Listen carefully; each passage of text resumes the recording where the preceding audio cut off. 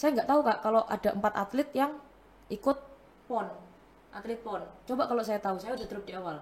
Tapi saya nggak tahu. Saya screenshot kan nama-namanya, kirim ke pelatih saya. Pelatih saya juga nggak bilangin cuman gampang itu sikat. Saya pikir ini nggak ada yang terkenal, ini nggak ada yang kondang ini kan, los yakin. Setelah finish urutan kedua.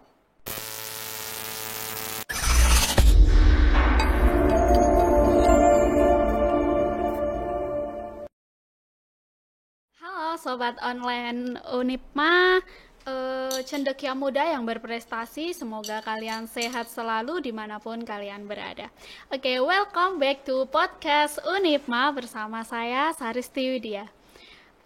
Di sini tentunya saya nggak sendiri ya teman-teman. Untuk event podcast kali ini saya ditemani sama salah satu mahasiswa Universitas PGRI Madiun yang berprestasi di cabang olahraga. Oke, halo Kak Tarisa. Halo. Oke, oke, di sini kita akan mengenal lebih dalam siapa sih Kak Tarisa ini, apa sih sosok oleh Kak Tarisa ini. Oke, sebelumnya boleh perkenalan dulu Kak Tarisa. Nama saya Tarisa Tristania Putri. Saya dari program studi ilmu keolahragaan. Oke, program studi. Jadi Kak Tarisa ini dari program studi ilmu keolahragaan. Oke, mungkin juara apa sih Kak yang akhir ini baru diperoleh? Prestasi apa sih Kak? Yang 2022. ya 2022. Bentar. 2022 awal itu ini Pekan Olahraga Mahasiswa Provinsi. Itu di cabang olahraga atletik nomor 400 meter putri dapat medali perak, lompat jauhnya medali emas. Terus lanjut ada event Danjen Kopassus di Jakarta Open. Itu saya turun di nomor 200 meter, medali perak. Lanjut Porprov Pekan Olahraga Provinsi Jawa Timur. Saya lompat jauhnya dapat emas, 400-nya perak. Terus lanjut ke kejuaraan nasional yang diadakan di Semarang. Itu 400-nya dapat perak, estafet 4x400 dapat emas.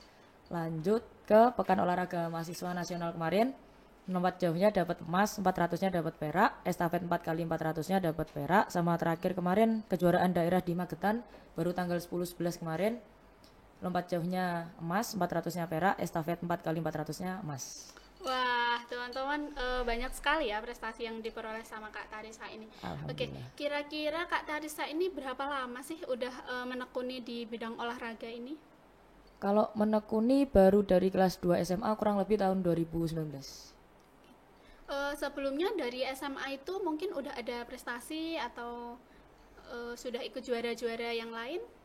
Lomba dai. Lomba dai gitu. Oke, jadi sebelumnya nggak terlalu dalam tentang cabang olahraga ya? Enggak. Tapi udah mulai porkot-porkot sih. Cuman porkot-porkot aja buat lomba-lomba aja. Enggak ada target buat berprestasi. Kira-kira nih Kak Tarisa, dalam 1 minggu atau bulan itu Kak Tarisa berapa kali sih latihannya? Kalau dalam 1 minggu itu kurang lebih 11 sampai 12 kali latihan. Ya. Pagi sore. Pagi sore ya. Wah, sangat jadwal sekali nih teman-teman jadwalnya Kak Tarisa. Oh iya, kan kalau latihan itu bisa 11 sampai 12 kali ya. Itu kira-kira mengganggu nggak sih sama jadwal perkuliahannya? Saya lebih ini Kak, kalau buat mau pertandingan itu kan ada TC Training Center. Itu saya ngajuin disband. Jadi ya kuliahnya. Jadi kuliahnya, ya kalau untuk kuliahnya itu biasanya 1 minggu berapa kali pertemuan?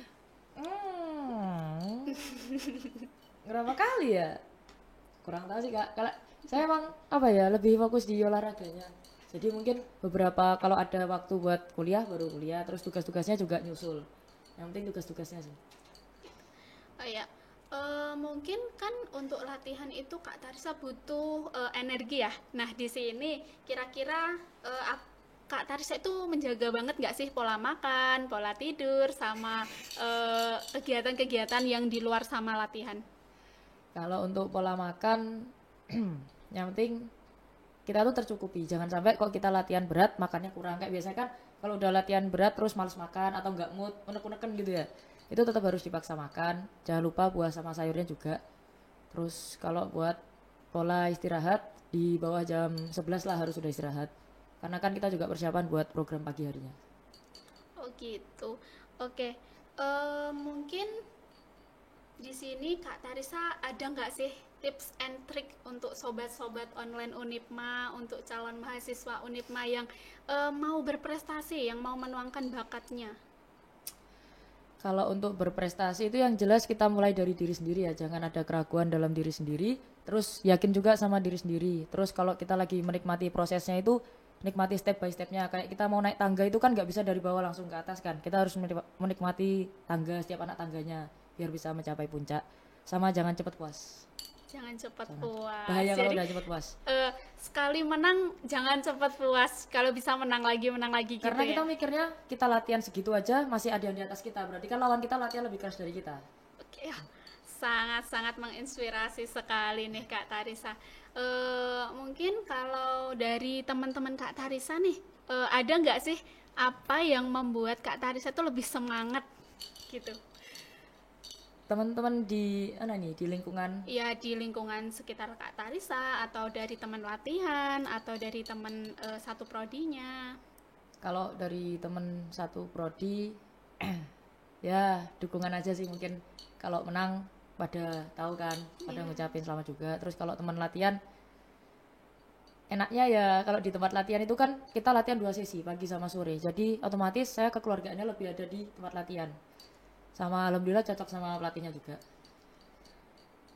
Oke, eh jadi ini teman-teman, motivasi dari Kak Tarisa. Ini mungkin sobat online semuanya di sini tak terasa ya Kak Tarisa itu udah banyak banget ngikutin program-program cabang olahraga di luar kampus maupun di dalam kampus nih. Sekali lagi untuk boleh nih kasih oplas untuk Kak Tarisa. Oke, oke Kak. Sebelumnya ini boleh tahu ya gimana sih awal mula Kak Tarisa ini terjun ke dunia atletik? Bisa diceritakan apakah dapat dukungan dari teman atau memiliki keinginan sendiri atau gimana? Kalau awal mula itu kan sebenarnya saya dari SD udah lari itu kan, lari tapi cuman ya buat senang-senang aja. Cuma kalau buat fokusnya di 2019 itu ada surat panggilan ke SMA saya buat mengikuti latihan persiapan Porprov Jatim 2019 itu. Nah terus di situ saya masuk di nomor lompat jauh, ya kan. Dulu tuh saya nyeker mbak, nyeker, jadi nggak pakai alas kaki. Terus habis itu saya latihan, tiba-tiba ada dari pengurus tuh bilang, kamu saya target medali emas di Porprov. Itu tekanan buat saya kak, karena buat saya tuh, saya yang dulunya buat main-main aja, terus tiba-tiba di tingkat provinsi disuruh menangkan. Terus habis itu saya merasa tertekan karena saya belum punya jam terbang, kecuali saya udah sering mengikuti perlombaan kan, di target nggak apa-apa. Kalau kemarin tuh baru pertama kali, jadi kayak merasa tertekan. Terus waktu lomba bener urutan 4 nggak ada medali malahan. Urutan 4 tuh menurut saya sakitnya luar biasa, karena kan juaranya 1 2 3 di urutan 4 dan terpautnya itu dikit banget sama yang juara 3. Terus setelah itu di 2019 akhir setelah itu ada 2SN, Olimpiade Olahraga Siswa Tingkat Nasional di Aceh. Saya udah bukannya pesimis ya, cuma kayak merasa bisa nggak ya di nasional, karena saya kan mentalnya habis down di provinsi kemarin kalah. Terus saya coba, karena nggak ada tekanan saya malah los. Pas saya los, saya lompat, wah alhamdulillah udah 5 kan, itu 2019. Setelah itu pulang, di akhir tahun itu ada kejuaraan daerah di Gresik kalau nggak salah, main lompat, alhamdulillah menang. Nah di situ mulai kan, kalau udah menang-menang targetnya makin banyak Makin juga ya, banyak juga. kedepannya lebih makin banyak lagi target. Terus 2020 kayaknya COVID. Ya, Iya kan? COVID, Nah, 2020 COVID. COVID, latihan susah, stadion ditutup. Saya bilang ke wakil wali kota kan, kalau mau rakyat Madiun berprestasi ya tolong didukung. Saya bilang kayak gitu lewat DM Instagram. Dibalas akhirnya boleh latihan untuk atlet, khusus atlet. Orang umum nggak boleh. Ya udah. Setelah itu ada lomba lagi itu kalau nggak salah 2021 akhir, kejuaraan daerah di Surabaya, Akademi Angkatan Laut. Saya ikut itu. Nah pas persiapan selama COVID itu sama pelatih saya diginikan, kamu nggak capek toh saya lihat lompat aja kayak, karena kan kalau buat saya tuh targetnya awalnya gini kak, saya di provinsi nyaman di lompat, saya di tingkat provinsi udah bisa menang, saya nyaman di lompat, tapi saya nggak mikir masa saya mau stuck di tingkat provinsi, di nasional gimana. Terus habis itu sama pelatih saya namanya Bang Rizky itu kan, dibilang kamu posturnya bagus di 400 meter. Terus tak bilang lagi nggak mau, saya programnya berat saya gitu. Terus coba aja nanti abang latih. Ya udah saya coba. Pertama lari itu ya apa ya istilahnya kayak jelek lah waktunya masih an. Tapi terus sama pelatih saya, dari posturmu tuh kamu bisa, kamu kurang maksa. Terus dilatih, ikut program sama pelatih saya. Pertama turun itu di Kejurda 2021 itu. Pertama kali turun, saya nggak pernah turun lari, saya nggak pernah rasanya ngerasain start block, itu nggak pernah di pertandingan. Rasanya bersedia siap door itu saya baru pertama kali. Habis itu udahlah yang penting mental aja, nggak tahu dapat urutan berapa kan. Alhamdulillah dapat perak. Terus setelah itu pelatih saya bilang, kamu kalau bisa ngalahin pelari yang asli, pelari 400, berarti kamu hebat. Buat tertantang kan, saya suka tantangan. Terus saya latihan, ketemulah di Porprov itu kalau nggak salah. Tapi saya masih kalah sama dia, masih kalah. Tapi mepet kalahnya, cuman beda finish saja. Terus wah ini harusnya bisa ini saya makan di finish kan. Terus setelah itu kejuaraan nasional di Semarang, pelatih saya bilang lagi, saya nggak butuh kamu medali, yang penting kamu bisa kalahkan si dia gitu kan, karena targetmu di situ. Terus saya mikir, udahlah lari aja, ngapain mikir beban omongan orang kan.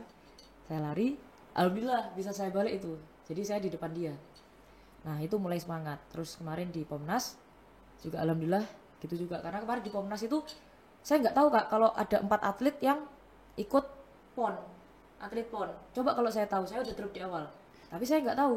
Saya screenshot kan nama-namanya, kirim ke pelatih saya juga nggak bilangin cuman gampang itu sikat. Saya pikir ini nggak ada yang terkenal, ini nggak ada yang kondang ini kan, los yakin. Setelah finish urutan kedua barulah tuker-tukeran Instagram. Saya buka, Pak, ini udah ikut pon di Papua ini rupanya. Kan saya kaget kan, loh untung saya nggak tahu dari awal, itu mungkin jalannya Allah ya.